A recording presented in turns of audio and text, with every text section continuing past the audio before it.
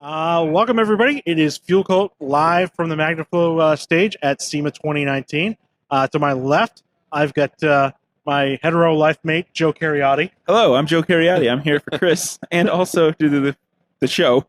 Yes. Yeah, that's a line from Jay and Silent Bob if you haven't picked that up. And then to my right, we have Aeromotive. How the hell are you guys doing? Doing awesome. Thanks, Chris. I remember, seeing your products a lot back when I was screwing around with my 4th gen F body. There's a lot of your products that ended up in those cars. We've over the years we've played with all different year, make, and model applications. That F body was a challenge, let me tell you. But yeah, the fuel system was really inadequate in those things. Yes, and we developed some product in those cars, but. Man, working on those cars, you'd have no skin left on your arms or your hands. No room in that engine bay. That right. was maybe the worst engine bay I've ever worked in. What was GM thinking? Right. I don't know. They're usually pretty good about doing stuff so that you can actually maintain it. Yep. I remember going from that to I put headers on my GTO because I had an '05 GTO. And when I went to do that, I'm like, oh, this is like a revelation. Right. I have room to move my arm. Yep.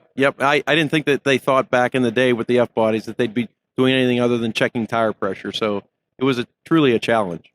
For what it's worth, I got to give that car credit. It was it never broke. So was it a hardtop convertible? What was it? Hardtop. It was? Yeah, they were cool cars. They were cool cars. I mean, even the hardtop, they still had zero body rigidity, but that's a product of its era. So, right, absolutely. So obviously that was back in the day. When did you guys get started? Well, this is our 25th year. August 1st of this year, we turned 25, and we're pretty proud of that. I mean, we started with venture capital in '94.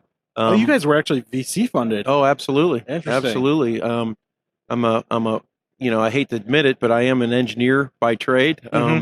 Frustrated engineer and I actually had a personality, so you don't find that often. Hey, that's my background too, is only software side of things. No, there you go. But I was on the aerospace side, worked at McDonnell Douglas. That's where I started. Grew up in drag racing. My father raced, and kind of got to the point in my life where I wanted to do something different other than sit in a cubicle in St. Louis working on military aircraft at the time, and went out, wrote a business plan, got it funded, moved to Kansas City, and here we are 25 years later. I can't believe any right-minded VC lets you start a business in Kansas City. Well, it was an interesting deal because we had the gentleman's name was Paul Henson, and he headed up a fund called the Kansas City Equity Partners.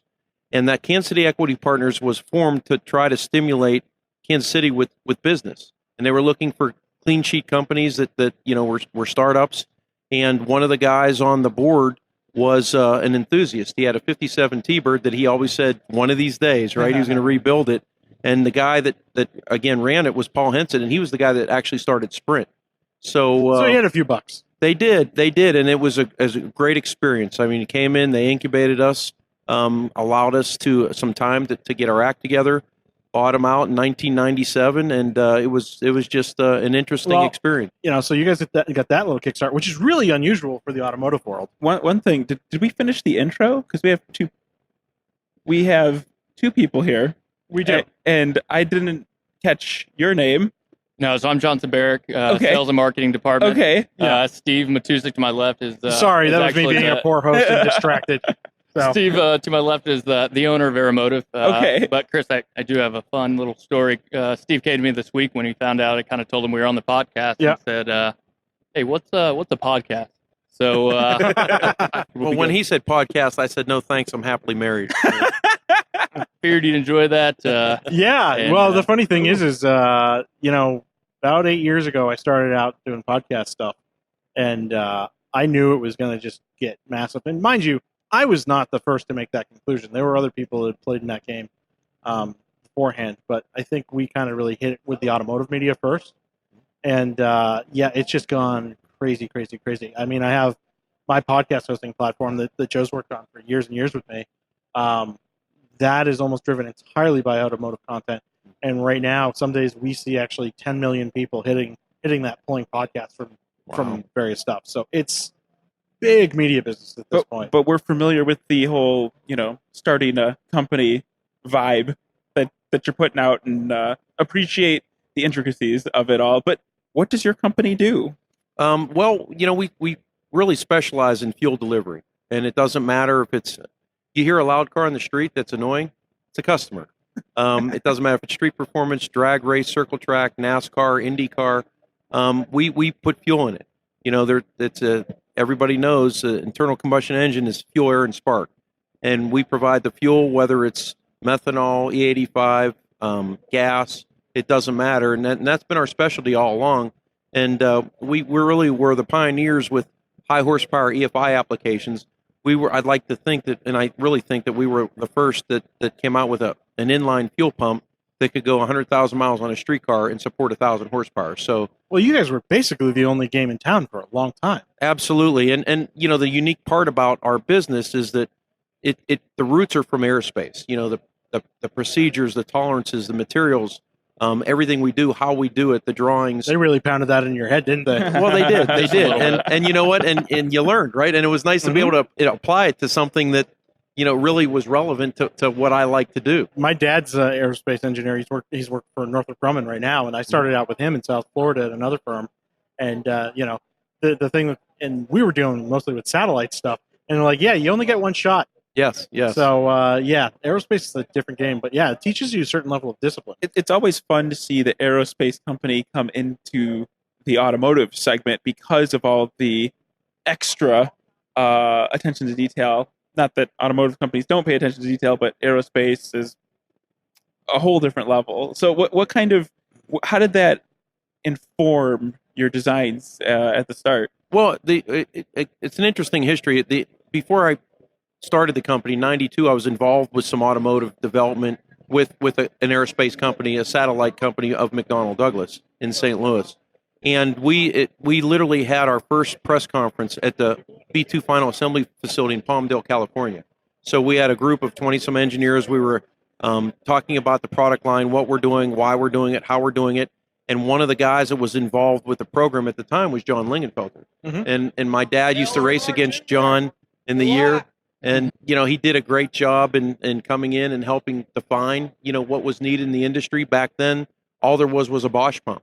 And that was sold in the original equipment marketplace. So they were looking for, you know, companies that could take that type of technology to the next level and offer it to the aftermarket. So the nexus was really going out there, trying to create products that didn't exist, solve problems, team up with people at the time that were really instrumental in growing that technology segment of our business. And the guy at the time was John Lingenfelter, and he helped us define the specifications for the products that we started off with. We had the Lingenfelter people down here just a few hours ago. Yeah. So, you know, I spent last year chatting them up a little while too. So was there a car that got you into engineering, or what was the genesis of that? Well, I grew up with my dad racing. You know, my dad's originally from Hungary, and he came over and he was self-made, and he got into drag racing, and he used to race a 57 Mercury. Then he had a 32 Bantam with a Cammer Ford in it. Back in the day, it was an A altered. Then he had front engine dragsters, rear engine dragsters. You know, so I grew up with it, and you know, I always had that passion for race cars and speed, and always helped him with his car. But being from, you know, a European descendant is what back then, you know, you were told what to do.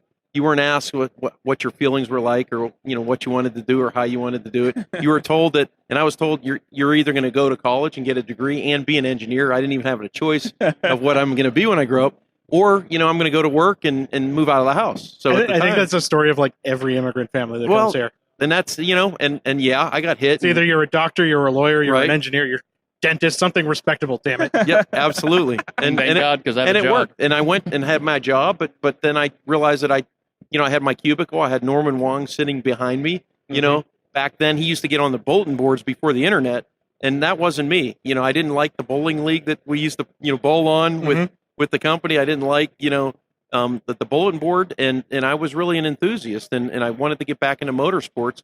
So I used all of my past experiences and my education to get me back into motorsports. Given, you know, there's been a big shift in the market towards direct injection stuff over the last few years, you know, and we talked about this on an earlier show, but it feels like, you know, for the last few years, we've been in an era where we're kind of in the lurch in between, like, where this is really fully sorted versus where, you know, port injection was, you know, that's long been perfected, and you guys have a, you know, array of projects that suits that. But how has direct injection changed your product line and kind of the considerations you guys have to make going forward? Very, very challenging. The packaging, the patent protection on the products that are out there, all the other internal engine components that have to drive that system, and worrying whether or not they can survive when you try to enhance or increase the loading on the pump in order to increase the volume output.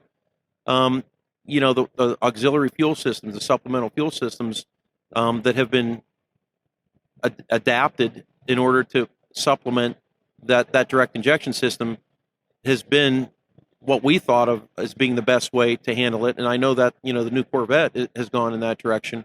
But, man, it's a real challenge. I mean, to have those really, really, 24-bar systems, however much pressure they're making, and all that goes along with it, for companies like us that don't have, multi-million-dollar, reserves sitting around for R&D and the resources available to do that, it's been a challenge. And the lift pump side of the equation, that's easy. We've been involved with some of those programs, and we're really good at that. But, man, those high-pressure direct injection fuel systems, that's a real challenge, even for a company like us. It feels like there's a lot of proprietary stuff that's gone into these from manufacturer to manufacturer. Whereas, before you could go and get injectors, that would fit a billion different things, or, you could easily get a fuel row bent up somewhere. But it feels like everybody's doing it slightly different and everybody's controlling these things slightly different. Is the market really that kind of shattered right now? I'm concerned about it. I mean, our friends at Carb, and Cafe, these things are being put out there for different reasons. And yes, they're getting a lot of performance out of the packages that they have, but now you're at the limit. I mean, these sealed engines, they don't want you to come in and do any modifications. And they don't want you to come in and work on them like we used to and customize them. They want you to buy the car, and they're almost like they're very expensive, and it's unbelievable technology, but they're almost like they're disposable cars. You buy them for transportation, and you don't do any modifications to them, and when they're worn out, you trade them in, or you get rid of them. That's what a car is to most people. Let's be honest. It's a toaster on wheels. It's an appliance to most people. Right, and to us, it's part of the family. Right. I mean, we're in a conference that's an ode to that, of like, hey, this is what we like to screw with. This is what we have for fun. Right. Do you guys, speaking of the car family, do you guys have anything that you're working on a personal level? Do you have any cars that you are walking around the show floor here saying, I need to upgrade that part with that part, kind of thing? Well, I mean, interesting question. I run NHRA Pro Mod. I run a turbo car in NHRA Pro Mod and been doing that for quite a few years. Class. And it's kind of one of those mild classes that aren't, very fast, but so we're very actively involved and participate in high-end motorsports. Personally, we have a lot of cars that we play with, and my wife has a 57 T-Bird. I've got a 77 Cadillac Eldorado convertible, cool, which wasn't made from the factory. It was an aftermarket deal. So I've got that. That's a whole other story. Very interested in that. You get them going. This is very dangerous. And this car is not. This is one of those cars that was in the family. Okay, what happened was in 1976. It was the last year of the Cadillac Eldorado convertible. So there was a big push by Cadillac in order to sell these cars, saying the last year of the convertible, come get them, buy them, and they sold a lot of them as a result. And because of I don't know if it was government intervention, Nader's Raiders or whatever, they said the cars were unsafe. So they didn't have a Cadillac convertible in 1977.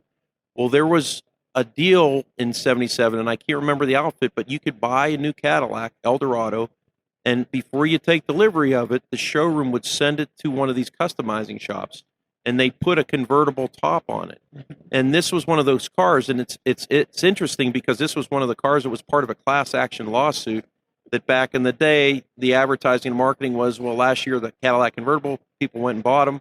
And then, lo and behold, there's another Cadillac convertible that you could get as like an option that was sent to a customizing shop. How was the quality on that? Because a lot of times, I mean, it's very uncommon these days. But I remember being a kid and like people would get conversions to convertibles. It doesn't really happen now, but like the quality was always questionable. Well, it wasn't Bradley GT-ish, but wouldn't say it was OEM either. Okay, fair enough. It's a nice in between. It does have some fuzzy dice that hangs off of it too. Right. He didn't mention that part. And a rabbit's foot. But My uncle loved Cadillacs, and he bought the car, and I was talked into the car when he was moving from Buffalo to Florida when he was pouring some whiskey down my throat. So I said, sure, I'll take it. That's and how here happens. it is. It's in Kansas City. There you go. Johnson, what about you? Honestly, and it's going to be a little embarrassing. I'm not a car guy. That's not embarrassing. That's actually more interesting. So why are you here? I have a passion for people. When you believe, I always want to work for a company you believe in. And I found that with Steve and his team, and they kind of need somebody just to pick up the phone, and I was that person and kind of mold into a new role. But no, I mean, once you have a great product to sell, and I'm starting to get into it. He put me in a dragster. Went down the racetrack. I mean, that blew my. It gets a little contagious, eh? How fast was that first pass? Oh, I think 158. What was the response time? Okay, so like? you were in like an 8-second car. Yeah, he went to Hawley School in Florida, Gainesville, after the Gator Okay. National. Oh, he didn't throw you in a dragster. He went. You went through a school. Went through a school, yeah, and so it was was a blast. That is something that many people would, including myself, would make terrible deals to do. So that's like really cool. How is that experience of just like getting thrown into car culture like that? Oh, I mean, it was a little nerve wracking. Yeah, my parents weren't probably too happy with it, but Your boss is making you do what? Yeah, I know, but no, I mean, it was one of those. He always says, you got to really do what you believe in, and just go for it. So, how long did it take you to get over the squeamish factor of like dealing with these car guys? And they're like, "Yeah, I was doing a $130 on the highway the other day," and normal people are like, "What are you doing, you psychopaths?" And meanwhile, this is normal behavior to us. How long did it take you to adapt? Oh, I still think I'm adapting every day. I mean, Okay. I hear something different every day, and but no, 3-4 months, but it's a different industry. I mean, it's crazy, but it's such good people, and I think you'll find that like in the automotive industry, and this was a theme we were talking about earlier in a couple other episodes with different people here. Is there's a lot of competition, but there's also a lot of camaraderie, and especially in the race communities too.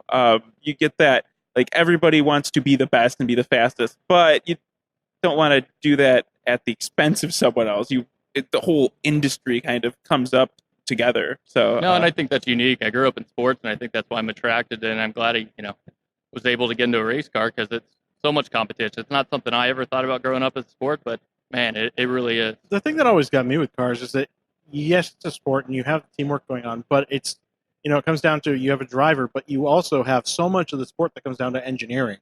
Mm-hmm. It's very unique in that regard. I mean, there's no talk of engineering in soccer. It's just other than if you start talking about racing planes or snowmobiles or stuff like that, it's just a fairly unique sport. It is a weird team sport too, because when you talk about engineering, you're talking about the bigger team. It's not just the driver. You have to make sure that it's getting enough fuel. You have to make sure that it's tuned properly, that's prepped, it's there. The logistics team. There's just so much to motorsport and racing. It's very interesting that it was a family ordeal, and it makes sense because it takes like a village to make a race team work. So, Right. So how much? So given that you are very closely attached to the NHRA, very different organizations. I can't speak at this point. It's been a long day. So you're attached to the HIP NHRA, right? How much time do you spend on the road a year with those guys?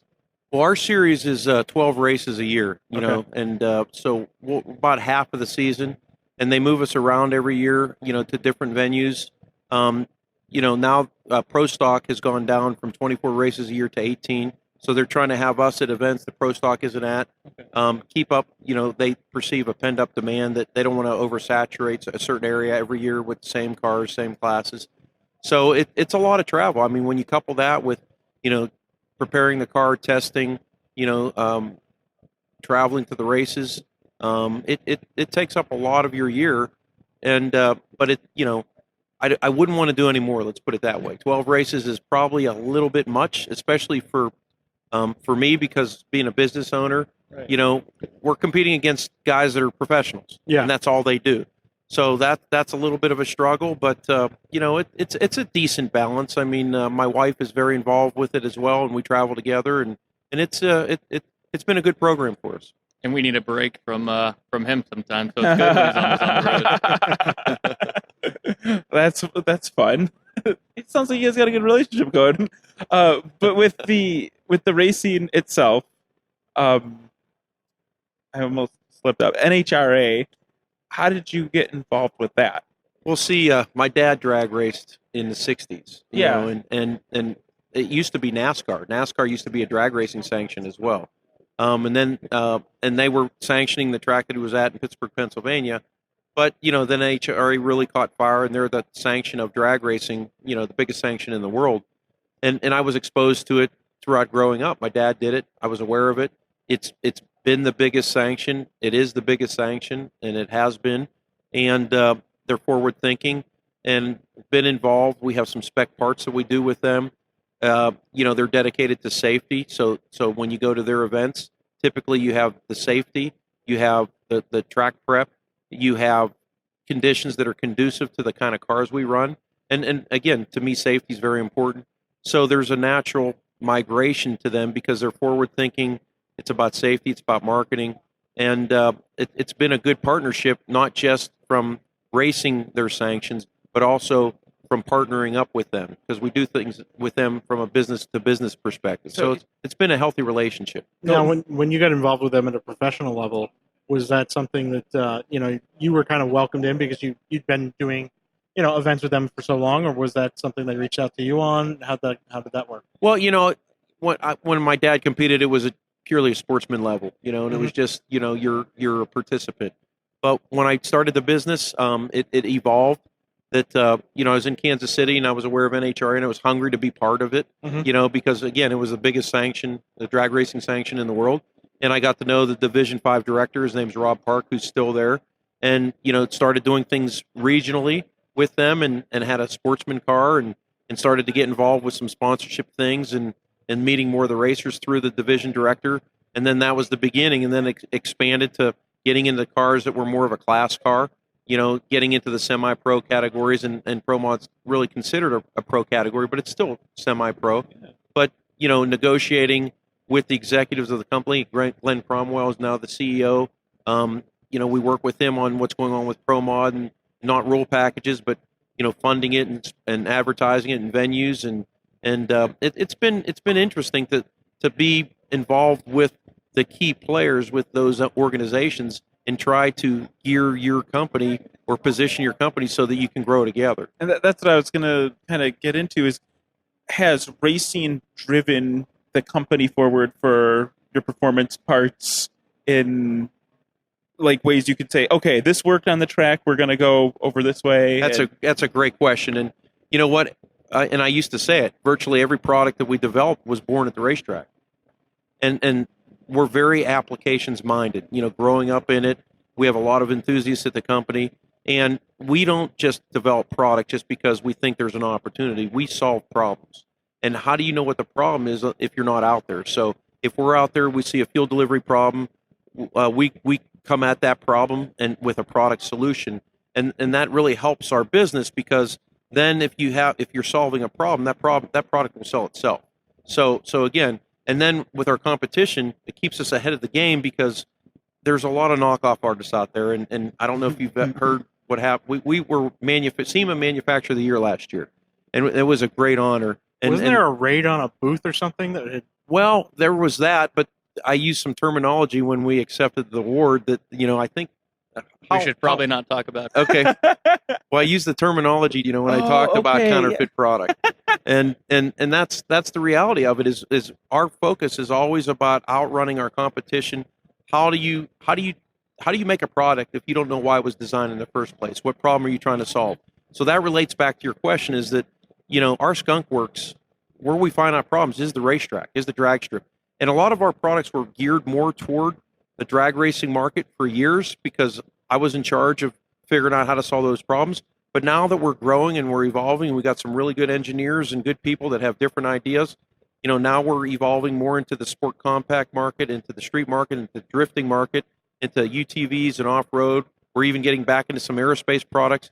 So, but with all of that, it all comes from we're solving problems. We're out there, we experience it, we solve it, we put it in cars that we compete in, and then we have data loggers, and we can see that it's solved, and then we go put it in production and we sell it. I think that the important part to what you're saying is, that it's a knockoff.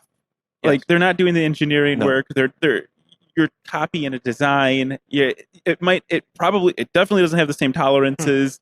Cheap rings that'll be leaking in 2 months, and we've done videos where I'd be in front of a Xerox machine and making copies and saying, "Hey, who am I?" I'm our competitor. Copying our product. And that's the thing. There are legitimate competitors out there, and then there's knockoffs. I don't think that somebody wants to buy a knockoff, especially if they understand the value that you actually have and the R&D that you're actually doing, because it can lead to some big problems, especially when you're squirting.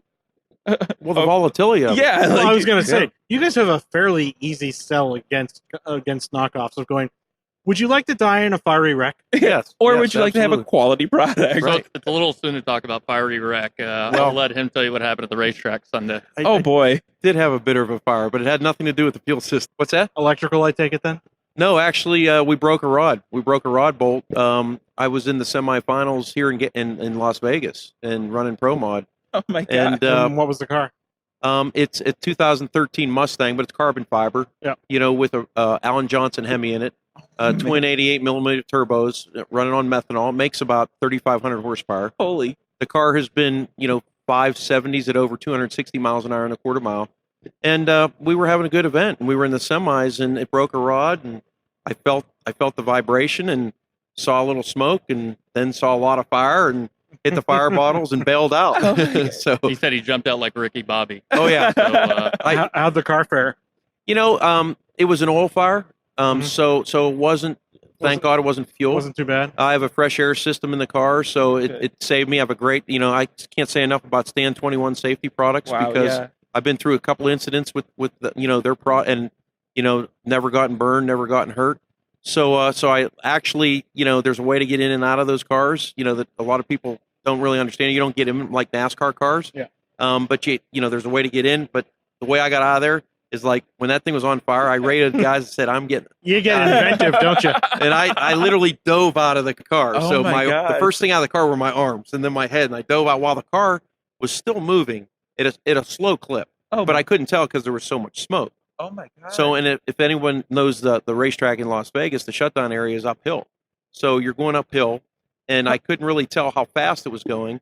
So I dove out of the car, and then it starts going backwards. Oh my God! So, but the safety safari was there, and they started spraying me down and everything else. Oh my God! But it's one of those things. It's just that's the world we live in, and the car fared okay. And the best part about it was they called me to the side to see if I was okay and check me out, take my vitals, and they said, okay, we're going to check your oxygen level first. So they pinched my finger and 98%. And then the doctor's like, okay, we're going to check your pulse. I'm like, okay, my pulse is 65. Cool. And they're looking at me like, then they're looking at me like, okay, maybe there's something really wrong. We're going to check you later in an hour. Yeah. Meanwhile, you're just looking at these guys going, shit happens. Yeah, it's like it's Pro Mod. That's what happens. You fell back to your training. Yes, absolutely. You just kind of were like, okay, this is what I need to do right now. Hit the button, jump out. But that's what's so cool about racing is that, the unexpected. You experiencing things, but every run is almost a little different. And you never know if you're going to panic until you're in a panic situation. And that's kind of interesting is like to calm yourself down and focus, when your world around is just on fire is really, for whatever strange, sick reason, intriguing to me. So this is the interesting challenge is, I could do that in a car, but outside of a car, really a lot tougher. It's like I can handle cars cutting out in front of you in traffic or being in an on-track situation, things are happening. I can deal. But like you get outside of the racing side of things, and it's like, I need more training or something like that. Have you been able to apply that to other parts of your life, or? Yeah, like when you're mad at work. I mean, and not yelling at somebody, but I don't always do a good job. Which I said last year at SEMA at the banquet, I didn't do a very good job at composing myself. But yeah, I agree with you. I mean, it's almost like it's an out of body experience It is. when you're focused and you're in the car, and you just take on a different personality. And for whatever strange reason, that's what I love about it. I mean, and you're still competing. I find with a lot of CEOs, bosses of companies, people that are dealing with a lot of stressful situations, they like things like flying. They like things like racing, going fast, things where you have to be 100% focused on that thing, because if you don't, there is a big consequence, and it actually allows for kind of a moment of zen, or you don't have to focus on any of the other companies or anything that's going on. You're just in that moment now, and there's something freeing about that. Well, and expanding on that, for me, the worst experience I've ever had is like a ride along where you have no control, right? Yeah. I mean, that's just being in control and pushing it to the limit. That's fine, but when you're in the right seat, I don't like that. I made the ill mistake one year, I don't know, 6-7 years ago here at SEMA, of getting in a rental car with 3 pro rally drivers. Oh, jeez. Yeah. Yeah, we were in a parking garage and they were jumping floors. Oh my gosh. Really? What? Yeah, that was an interesting evening. I'm glad you're still here. Yeah. Oh, well, they're pro rally drivers. Those guys are cockroaches. They never die. Yeah, you got to earn my trust. If you're, because like Chris can whip a car, and you got to earn my trust though. Like I get the passenger thing. If you're capable, okay, that's fine. But yeah, I don't want to be like on the back of a boat getting pulled around on like a ski or something like that. There's just not enough control in it. Big inner tube, right? Yeah, I don't. Right. Yeah, the big inner tube, no. Right. Maybe if I learned how to like boogie board or something, I don't know. No, I understand. So, as far as SEMA goes this year, are you guys showing off new stuff? Yeah, we actually just won SEMA New Product Award this morning. What was that? For under street performance. So, brushless TVS controller. Okay. Is basically what it is. It's pretty technical. I'm going to let the engineer himself kind of. No, you're doing good. Go ahead, John. The brushless TVS, basically it makes, we have an existing brushless pump, basically less heat, and with the TVS you can literally vary the speed, so it makes it street drivable. We actually had somebody, Casey Matthew, he used to be I think a painter on a Gas Monkey, and he literally drove true variable speed from Texas to here. So a 5 gallon a minute, making 2,400 horsepower. Whoa. All the way from Texas here. Because he can vary the speed, he can turn it off depending on what he's doing, and kind of do a lot of things with that. And so it's we're really excited about it, and got a lot of new product for some GM truck stuff, late model that we haven't got into ever. We're actually trying to dive in the UTV market, dip our toe. It's something new. We don't have really many UTV enthusiasts, but I mean, how many times do you guys hear people buying UTVs, leasing them? I mean, huge. it happens a lot. I live in Los Angeles, so not that often there. There's not a lot of space for it. But here, upper yeah, they're kind peninsula, of huge Michigan, everywhere else. Yeah. Getting back to the brushless TVS pump, I mean, you guys can relate. 10 years ago, everybody had 1,000 horsepower, right? Even though they only had 500, but they said 1,000 horsepower. Well, on the dyno, it's 1,000 horsepower. Right, absolutely. Their brother-in-law's dyno that may or may not runs slightly 13s in the quarter mile, but it's still 1,000 horsepower. Yeah. But today, now people are truly making 2,500 horsepower on E85.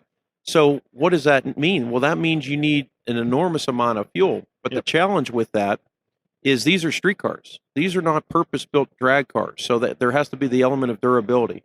And we had to, figure out how to make product support that volume at the high pressure and still make it reliable and durable while you don't boil the fuel, because fuel has certain characteristics. Just like any liquid, it has a boiling point, it has a freezing point, and you have to understand hot fuel handling when you're developing products. And if you're ingesting heat into a fuel system, you could have vapor lock problems and so on and so forth.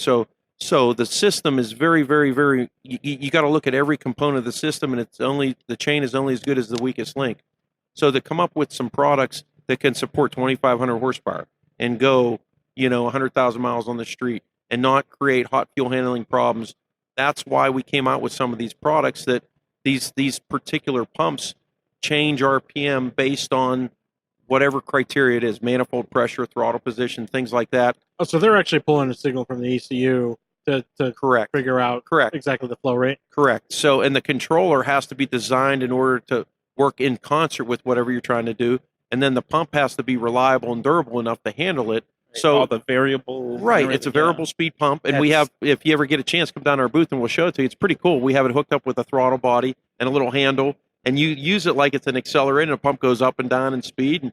And this particular pump does 5 gallons a minute, which is huge when you do the math on that. How big is this pump? It's 6 inches long, and it's a decent size, but it's not the size of this table. Is it an inline pump or it's an inline pump? Okay, wow. But here's the fun thing about it, and that 5 gallon a minute pump is like the biggest pump that has been out in our marketplace ever. Right, for continuous duty EFI electric pumps, we have on our test stand a pump right now that does 9.7 gallons a minute at 100 psi. So we essentially doubled that volume. It's gone 400 hours straight on a durability test stand, and it has the ability to have the TVS component to it. And now we're talking about even higher horsepower on methanol, which your air-fuel ratios are totally different. So we're moving the needle, but it all stems from the power levels that you're trying to support. What we do isn't really that glamorous, because hey, you think about turbos, or you think about blowers, you think about camshafts. That's all cool stuff, or you think about what color your car is, or the ignition system. You got a mag, whatever you're doing, full on plug. That's cool stuff. Then it's like, oh, fuel pump. Well, it's necessary, but it's like not the sexy thing that everybody gravitates toward. That's why we hired Johnson, because he's the sexy thing that Exactly. You haven't seen nothing yet. It is Vegas. There's the fall catalog coming, right? JC Penney catalog. Wow. Yeah, I mean it's not the sexy part of the build, but it's either okay, well, you go and fry your pistons, not having enough fuel in there, or you just spot her out and then the fun's gone. Right. So, we're the blue collar part of the system, right? We have to. Nobody notices if we do our job, but when we don't work, everybody notices that that's a problem. You guys in brakes, absolutely. I was going to say brakes are in the same boat, except brakes you can use as like an accessory, because you can put a caliper color or whatever on there. The fuel pump can be a different color, but unless you're opening up that engine and you're just, I don't know. I've got a certain affinity for AN fittings. Yeah, we got our stuff is, I hate to say it, but it's pretty sexy. Oh, it does. It looks good. You see that red box in there, you're just like, that is a quality part. But even to your point, now we're going in tank with a lot of our stuff, and we've been OEM with the Copo cars, the Cobra Jet cars, the drag pack cars since they've come back. So how do you brand that? It's great. Well, on the fuel cell, you can see our top plate, but that's it. Yeah. I mean, so yeah, we're in tank. You don't even see us. We do our job. As long as we don't create problems, it's not a high glamour position, but it's a very important position, and I think we have a pretty good reputation of having a product that lives in those harsh environments. Yeah, it sounds like you're selling trust the entire time. I got to put you guys in touch with my friend Tim that runs BVI Autosport out of Huntington Beach. They are a very, very high-end Porsche shop that are pretty famous, and they do winning Pikes Peak cars. They're 911s. They went to a triple redundant fuel system for this last Pikes Peak run. Yep. And they burned through 3 pumps at the top of the hill. We have some jet siphon technology also, because we've been involved with a lot of that. When you have a high angle of attack and all the fuel runs away from the pickup point of the pump, you have to have a way to bring that fuel back. And we have some patented solutions to address just that with our bladdering and with our jet siphons. So we do all of that, and we understand those challenges. And obviously, being a Pikes car, budget's not really an issue. No, but the thing I like the most about it is we'll probably need about a month at his shop in Huntington Beach. So we'll probably be going there next week from Kansas City. So I'll put you guys in touch. I need to know a good surfboard maker so that we can take care of that. Oh yeah, I live down in Redondo Beach. We'll get you all set up. Perfect.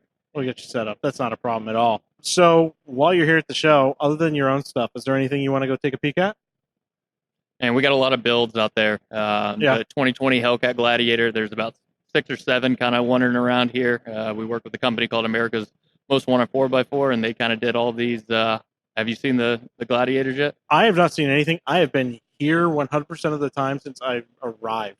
You got to get out there. There's about 6 of them, and we're really excited to get out and go see them. And we have a new media company, Con Media, that we just signed with, and that we're going to go. Con are and very cover. Good friends of mine. You guys picked well. They're a hell of a PR company.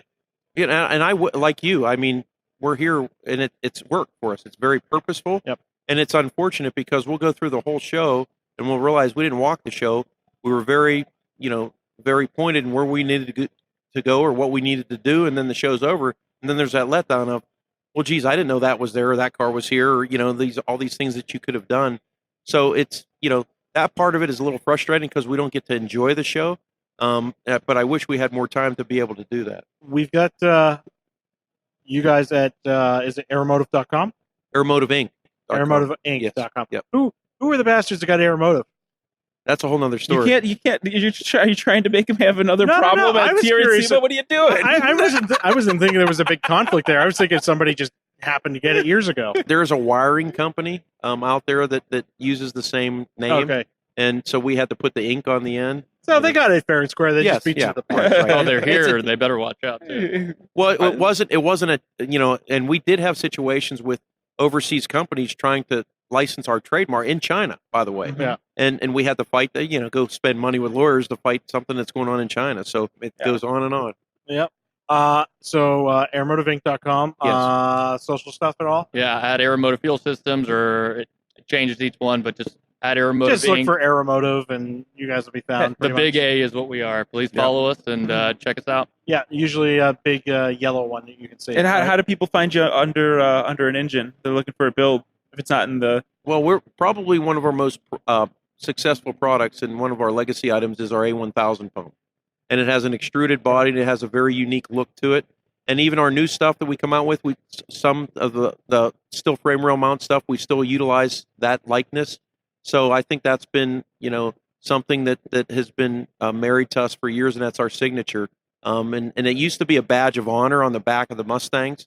The older style Mustangs, they'd have our Aeromotive pump mounted below the bumper, and you could see it. We used to get scared to death because if the car rides the bumper, it's going to use that as a wheelie bar. But yeah, it's been our signature. Red and black are our colors, and we try to remember our history and our legacy and our likeness. So we try to use that same type of extrusion or same look as often as we can. I mean, I certainly remember you guys from back in my F-Body days. Yep. And I maybe dipping into your product catalog soon for my C6. So we're ready to go. Whatever you need, and we always like working closely with a lot of people because we use that feedback to improve our product. I mean, we're not hey, here you go, good luck. We always encourage consumers, people we work with, racers, to give us feedback because we're constantly learning and we're constantly enhancing the product based on what we learn. So we're always open to suggestions and calls, and that's what we do. All right. Well, again, aeromotiveinc.com. We got to wrap up. We get the red light here. So I am going to say once again, thank you to Magnaflow for being the gracious host here, having us at the stage. Go to magnaflow.com. Check out their exhaust systems. They build good stuff. I'm Chris Hayes. I'm Joe Cariati. This has been Fuel Cult. This is the wrap of day one at SEMA. Thanks again, guys. I really appreciate you coming by. Thanks for having us on. Appreciate it, guys. And that's a podcast.